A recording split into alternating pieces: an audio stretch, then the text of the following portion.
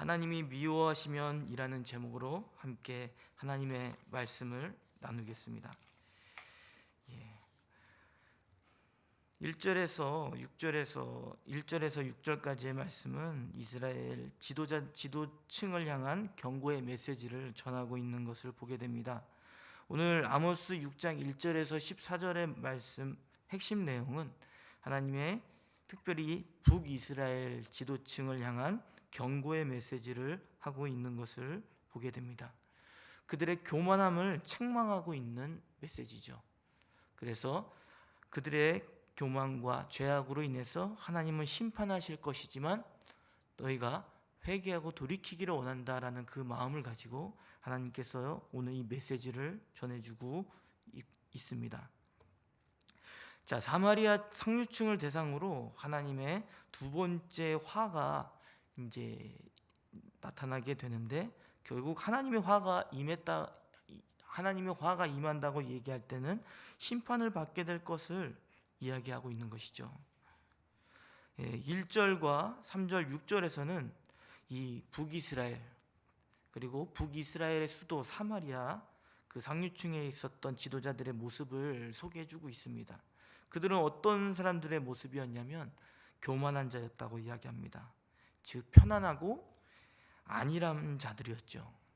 늘 자신들이 좋은 환경 속에 있고 하나님 앞에 바로 서 있다라고 생각하며 있었던 자들입니다. 그리고 마음이 든든한 자들이었습니다. 이것은 무엇입니까? 자신만만한 것이죠. 자신의 힘으로 모든 것을 계획하고 할 수 있다라고 하는 그런 자신만만한 태도를 갖고 있었다고 이야기합니다.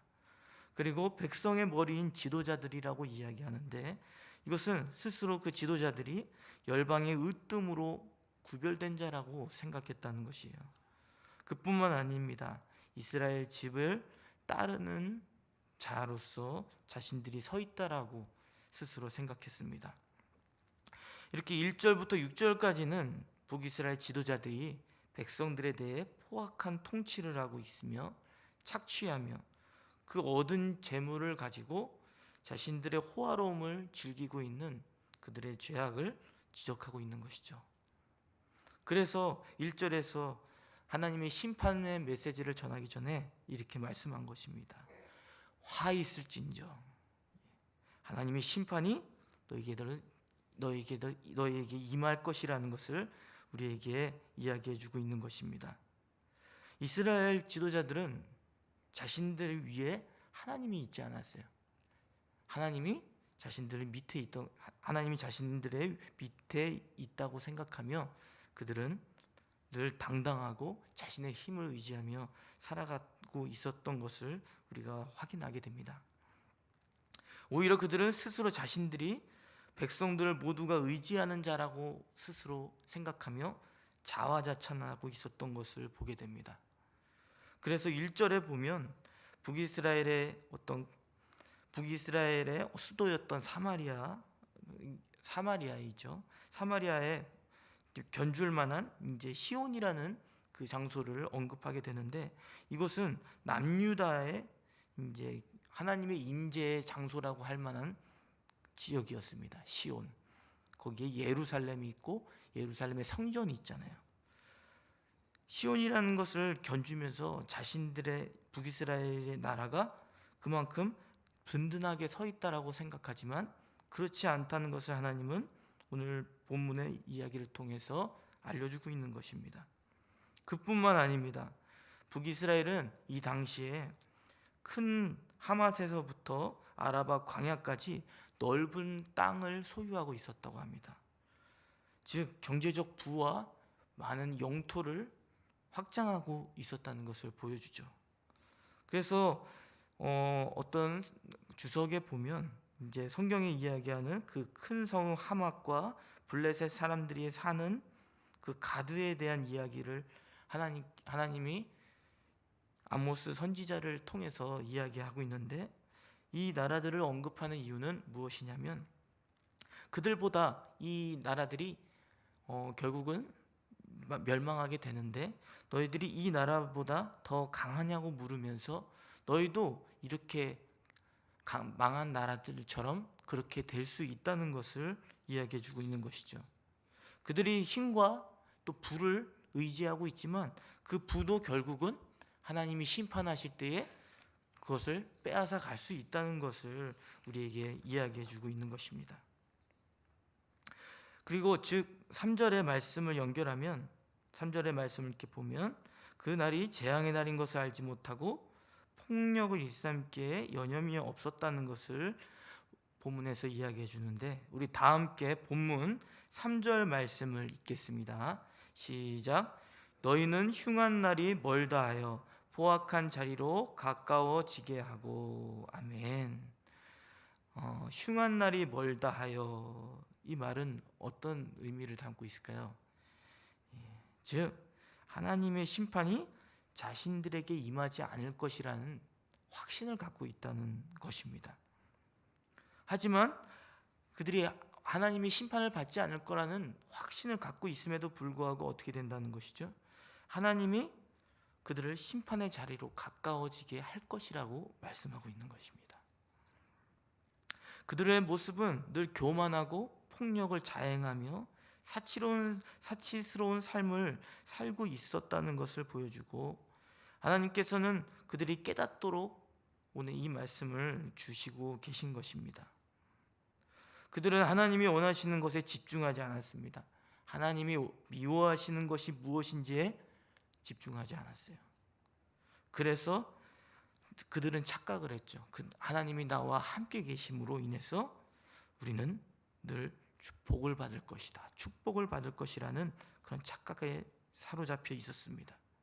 그러나 그들의 삶의 모습은 결국 하나님의 심판의 자리로 가까이 가고 있는 상황이었다는 것을 우리에게 이야기해 줍니다.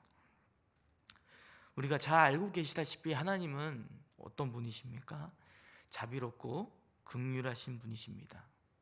그런데 우리가 늘 놓치는 것이 무엇이냐면, 자비롭고 긍휼하신 사랑의 하나님만을 생각하다가 악과 죄를 간과하지 않으시는 하나님을 바라보지 못할 때가 있습니다. 죄를 용납하시지 않고 죄를 미워하신다는 그것을 우리가 놓칠 때가 있다는 것이죠. 그래서 우리는 이렇게 생각해야 할 것입니다. 하나님은 자비롭고 긍휼이 많으신 분이십니다. 그래서 우리가 악을 자초하고 죄를 짓는 그 상황 가운데서도 하나님께서는 그것을 지켜보시며 회개하고 돌이키기를 원하십니다. 우리의 삶을 돌아보면 어떻습니까? 우리도 때로는 알지 못해서, 때로는 알면서도 죄를 범할 때가 있죠. 그래서 하나님께서는 그것을 지켜보고 계신다는 것을 우리는 생각해야 할 것입니다. 그 상황 속에서 하나님은 어떻게 하길 원하시죠? 회개하며 돌이키기를 원하신다는 사실들을 우리가 기억했으면 좋겠습니다. 오늘 경제적 부와 번영을 누렸던 북이스라엘 지도자들, 그들은 상아로 만든 침상에 누워 빈둥거리고 살고 있었습니다. 그리고 최상의 가축들로 자신들의 배를 채우면서 다윗이 누렸던 그런 부와 그런 부들을 자신도 누리고 있다고 생각하며 악기를 만들어 향락에 취해 있던 그들의 모습을 우리가 상상해 봤으면 좋겠습니다. 결국 그들이 회개하지 못하고 결국 하나님이 나와 함께 하신다는 그런 착각 속에서 죄를 범하는 결과는 무엇인가요? 바로 하나님의 심판을 자초하게 되는 것이죠.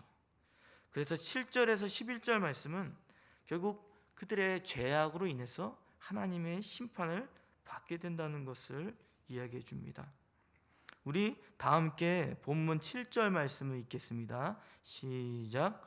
그러므로 그들이 이제는 사로잡히는 자 중에 앞서 사로잡히리니 기지개 켜는 자의 떠드는 소리가 그치리라. 아멘. 7절에 보면 이제 하나님의 심판이 임할 것이라는 것을 이야기해 줍니다. 그리고 하나님이 그들이 돌이키기를 원하시는 그 마음을 표현해 주고 있는데, 이제는 이라는 7절에 보시면 이제는 이라는 표현을 통해서 우리가 알 수 있죠. 하나님은 그들이 죄악을 짓는 가운데서도 돌이키기를 원하시고 기다리고 계셨다는 것을 알고 우리가 확인하게 됩니다. 하나님은 기다리다가 그들이 회개할 때까지를 기다리다가 결국은 하나님이 미워하시는 그 죄로 말미암아 하나님이 원하시지 않는 심판을 행해야 되는 그 시점이 왔다는 것이죠. 우리도 하나님을 두려워야 될 줄 믿습니다. 우리가 하나님이 우리 죄악들을 미워하신다는 것을 기억하면서 우리가 죄를 피하고 정말 하나님이 우리를 기다리시면서 돌이키기 원하신다는 사실들을 저와 여러분이 기억하셨으면 좋겠습니다. 그래서 9절 말씀에는 결국 하나님이 심판이 임했을 때에 모든 한 집에 10사람이 남아 있더라도 끝내는 모두 죽게 될 것이라고 하나님께서 말씀하십니다. 그리고 시체를 불살라 장례를 치르는 친척이 와서 그 집에 시체를 내가면서 집 안에 있는 사람들에게 시체가 더 있냐고 묻게 됐을 때에 대답하는 것인데, 이때 친척이 조용히 하라고 하며 주님의 이름을 함부로 불러서는 안 된다고 말합니다. 조용히 하라고 하는 이유는 무엇일까요? 하나님의 이름을 부르지 말라고.